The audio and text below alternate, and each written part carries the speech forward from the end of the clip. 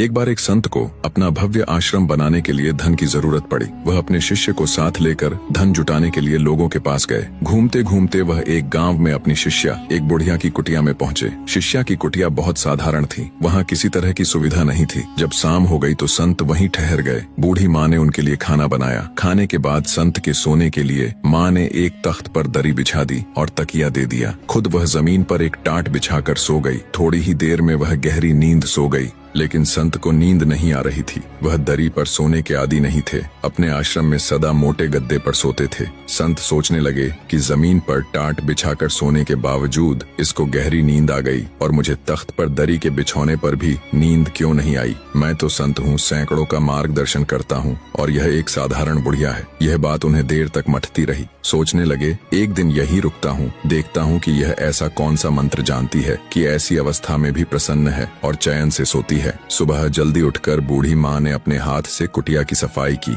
और चिड़ियों को दाना खिलाया, गाय को चारा दिया, फिर सूर्य को जल अर्पण किया, पौधों को पानी से सींचा, गुरु को प्रणाम किया और कुछ देर बैठकर भगवान नाम का स्मरण। आंगन से तरकगारी तोड़कर भोजन पकाया। गुरु को प्रथम भोजन करवाकर फिर उसने ग्रहण किया। दिन में आस पड़ोस की बच्चियों को बुलाकर उन्हें हरि कथा सुनाई, हरि भजन का ज्ञान दिया। फिर संध्या पूजन, रात को पुनः सादे भोजन का प्रबंध और फिर सोने की तैयारी। गुरु सोचने लगे, आज फिर नींद नहीं आएगी, पूछ ही लूं कि क्या रहस्य है। संत ने पूछा, माँ तुमने मेरे लिए अच्छा बिछौना बिछाया, फिर भी मुझे नींद नहीं आई, जबकि तुम्हें जमीन पर गहरी नींद आ गई। क्या तुम्हें धरती की कठोरता नहीं सताती?